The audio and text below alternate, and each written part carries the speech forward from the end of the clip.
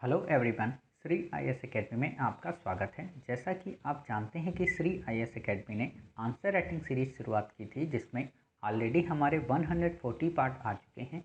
ये हमारा पार्ट 141 है। इसमें हम देखेंगे कि आपके द्वारा हमारे टेलीग्राम चैनल पर किस प्रकार का प्रश्न भेजा गया, उसे आपने किस तरीके से लिखा और वास्तव में आपको कैसे लिखना है। तो चलिए शुरू करते हैं।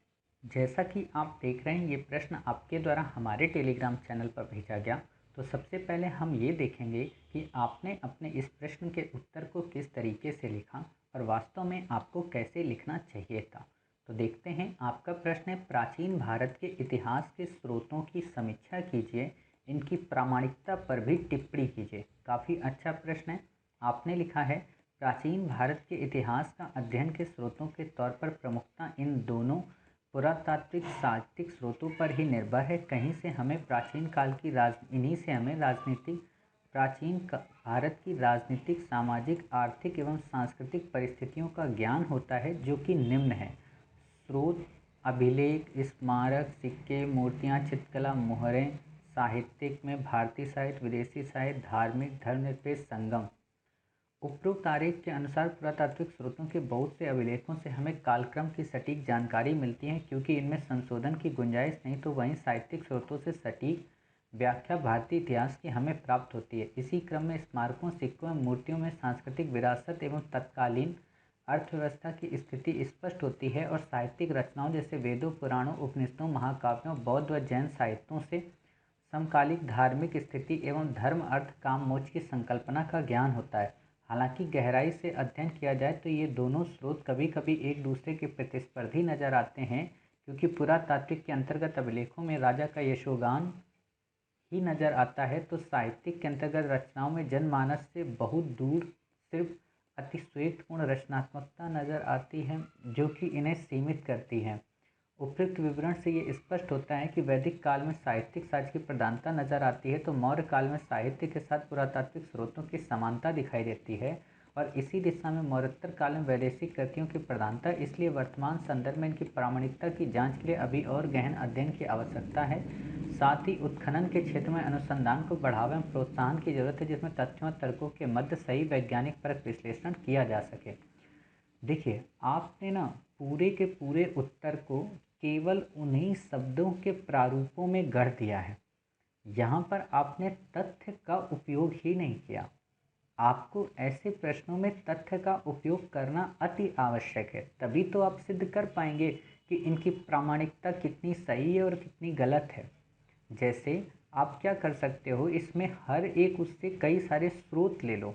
जैसे आप ऐसे कह सकते हो कि हड़प्पा में साहित्यिक स्रोत पढ़ा नहीं जा सका, लेकिन पुरातात्विक स्रोतों से अनुमान लगाया जा सका।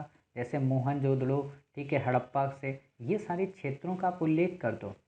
आप ये भी बता दो कि उनकी नालियों की प्रणाली से, उनकी जल निकासी व्यवस्था से, उनकी इन्वायरमेंट के प्रति समझ का पता चलता है। तो वहीं वैदिक काल में हम ये देखते हैं कि मंदिरों के अभाव में प्रकृति पूजा का पता चलता है। क्लियर।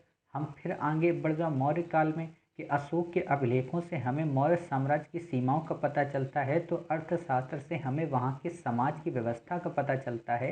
हालांकि मेगास्थनीज के वर्णन में अतिशयोक्ति नजर आती, मतलब इतना कंपाइल करके लिखते जाओ। तो वहीं दूसरी ओर खारवेल के जब हम अभिलेख को देखते हैं, तो उसमें केवल अतिशयोक्तिपूर्ण या प्रशस्ति परक शैली में लिखा गया है। तो वहीं हरिसेन की प्रयाग प्रशस्ति में भी ऐसा वर्णन मिलता है। किंतु जब हम उस समय के साहित्यिक स्रोतों को देखो, जब आप अभिलेख बताओ या पुरातात्विक स्रोत बताओ, तो उसमें आप स्रोतों की नज़र में पुरातत्व को काउंटर किया करो साहित्य के लिए, साहित्य को काउंटर किया करो पुरातत्व के लिए। और जब ये दोनों चीज़ें कर दो, तब आप अपना निष्कर्ष दो कि कई बार ये दोनों एक दूसरे का साथ समायोजन प्रस्तुत करके इतिहास की तार्किक व्याख्या के परिणाम की पहुंचने की कोशिश करते हैं। क्लियर। जैसे कि मौर्योत्तर काल को उस समय पूरा साहित्यिक स्रोतों के आधार पर उसे डार्क एरा डिक्लेयर कर दिया गया, बट जब पुरातात्विक खोज हुई तो पता चला कि वो उस युग का सबसे बड़ा गोल्डन एरा था। और आप वहाँ पे प्रमाण दे दो, भक्तराव के, भड़ौच के, उस समय के कई अर्कामेडू के इन बंदरगाहों का नाम दे दो। क्लियर। तो इससे क्या होगा कि आपका उत्तर काफ़ी अपेक्षाकृत अच्छा हो जाएगा। और ये डायग्राम आपको नहीं बनाना है यहाँ पे।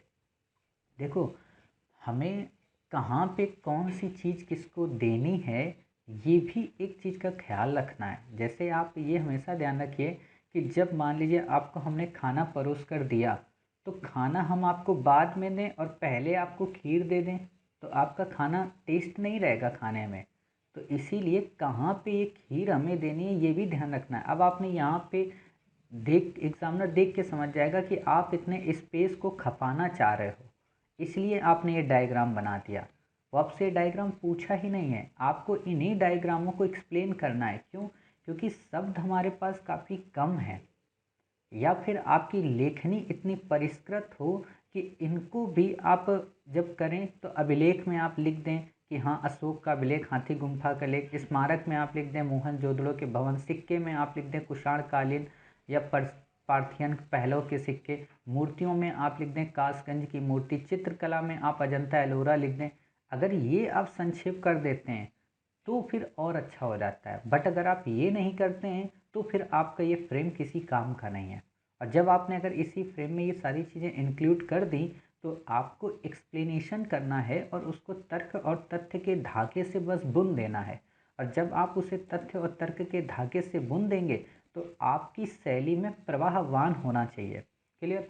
अब जब प्रवाहवान आपने शैली बना ली तो आप, और एक और बात मैं आपको बताऊं, जैसे मैंने आपसे कह तो दिया था उस, अच्छा होता क्या ना कि मैं कोई बात बोल देता हूँ तो आप लोग उसे एक्सट्रीम उपयोग कर लेते हो। एक्सट्रीम का मतलब क्या, कि जैसे मैंने आप लोगों से कहा था कि आप ब्रैकेट में अपनी बात कहा करिए। क्लियर? जो बातें आपको शब्दों को बचाना है, तो आपने क्या किया, यहाँ पर भी ब्रैकेट का उपयोग कर लिया। ठीक है भाई, आगे भी आपने हर चीज़ को फिर ब्रैकेट में डालने का प्रयत्न किया। तो इतना एक्सट्रीम मत कर दीजिए कि आप 2 से 3 बार ब्रैकेट का उपयोग करें, ज़्यादा से ज़्यादा एक बार। अपनी भाषा शैली को अच्छा नहीं। और दूसरी बात, इस रेटिंग से देखिए, अगर आप ऐसी रेटिंग लिख के आओगे और ऐसी छोटी छोटी, मतलब ये बिल्कुल वही वाली गलतियां हैं जैसे बच्चे नहीं गलती करते थे छोटेपन में। अब आप बचपन के नहीं रहे हो, आप हमेशा कभी भी काटा करो तो एक लाइन से काटा करो, पता ही नहीं चलेगा कि वो कटा है कि क्या है, और अच्छा लगेगा। आप ऐसे उसको गिपचिप गिपचिप कर देते हो, मतलब ज़रूरी कि आपको पेन इतना डार्क से दिखाई ही ना पड़े, कितना गंदा लग रहा है। तो इन चीज़ों को आप हटाइए। देखो छोटी छोटी मिस्टेक हैं, इनमें सुधार कर लो, आंसर अपने आप अच्छा हो जाएगा। अगर इनमें आप सुधार नहीं करोगे तो आप कितना भी बेहतरीन आंसर लिखाओ, पेनल्टी में नंबर कटवा लोगे। पेनल्टी में नंबर नहीं कटवाना है। और आपको पता नहीं है शायद कि सबसे ज़्यादा बच्चों के नंबर इसी चीज़ पे कटते हैं, और वो भी पेनल्टी के रूप में। अगर आपको वो 6 नंबर देगा तो 6 नंबर में आप ये मान कर चलिए कि 3 नंबर वो आपके पेनल्टी में काट लेगा, तो फिर क्या फ़ायदा आपका आंसर लिखने का। समझ रहे हो? तो उन गलती, पहले तो वो गलतियां दूर करो जो हमें करनी नहीं है। आंसर का ढांचा तो बाद में सही हो जाएगा, मूल गलतियों से बचना है। समझ गए? तो आप समझ गए कि वास्तव में आपको इसमें क्या करना है और क्या नहीं करना है। और जब आप देखो यहाँ पे निष्कर्ष देते हो, क्लियर, निष्कर्ष इतना बड़ा आपको नहीं रखना है। ये विश्लेषण का पक्ष, उपयुक्त विवरण वगैरह, निष्कर्ष यहाँ से आएगा कि अभी और गहन अध्ययन की आवश्यकता है। क्लियर? और ज़रूरी नहीं कि हर जगह पे गहन अध्ययन को हम काफ़ी डिटेल में बताएं। लाइन एक साथ इसमें लिंक करो कि कभी कभी साहित्यिक और पुरातात्विक स्रोतों के बीच तालमेल बिठाने में समस्याएं उत्पन्न होती हैं, अतः इस विषय पर या इस फील्ड में अभी और भी अन्वेषण करने की आवश्यकता है या पुरातात्विक खनन की आवश्यकता है, जैसा कि सनौली एग्जाम्पल में डाल दो।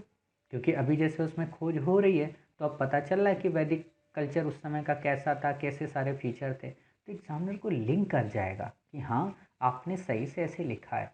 दूसरी बात जो सबसे इम्पोर्टेंट मुझे बतानी है वो ये कि वास्तव में ये प्रश्न हमें एंसेंट इंडिया कंप्लीट होने के बाद पढ़ना चाहिए, तब आपको इसका उत्तर लिखने में और सहजता होगी। इसीलिए आप चिंतित मत हो। एक कारण ये भी हम मान सकते हैं कि आप इतना अच्छा उत्तर नहीं लिख पा रहे जैसा हम बता रहे, वो ये क्योंकि ये प्रश्न का जो उत्तर है पूरी की पूरी एंशियंट इंडिया को कवर करता है। एक तरीके की प्रियम्बल है। तो प्रियम्बल में हम पूरी तरह से फंडामेंटल राइट को या सामाजिक आर्थिक राजनीतिक न्याय को एक्सप्लेन नहीं कर सकते ना। हमें डीपीएसपी के बेस पे बताना पड़ेगा कि हाँ हमने कौन कौन सी गवर्नमेंट ने स्कीम्स को लॉन्च किया है। तो वही चीज़ है कि जब आप पूरा पढ़ लेंगे फिर आपका ये उत्तर और अच्छा हो जाएगा। तो चिंतित भी नहीं होना है, लेकिन जो बेसिक गलतियां हैं उन्हें भी नहीं करना है। क्लियर? तो उम्मीद है आपको न केवल इस प्रश्न का उत्तर समझ में आया होगा, बल्कि कई सारे नए कमेंट्स और नए सुझाव आपको मिले होंगे। मिलते हैं फिर आप ही के द्वारा भेजे गए एक नए प्रश्न के साथ। तब तक अपना ख्याल रखिए और स्वस्थ रहिए।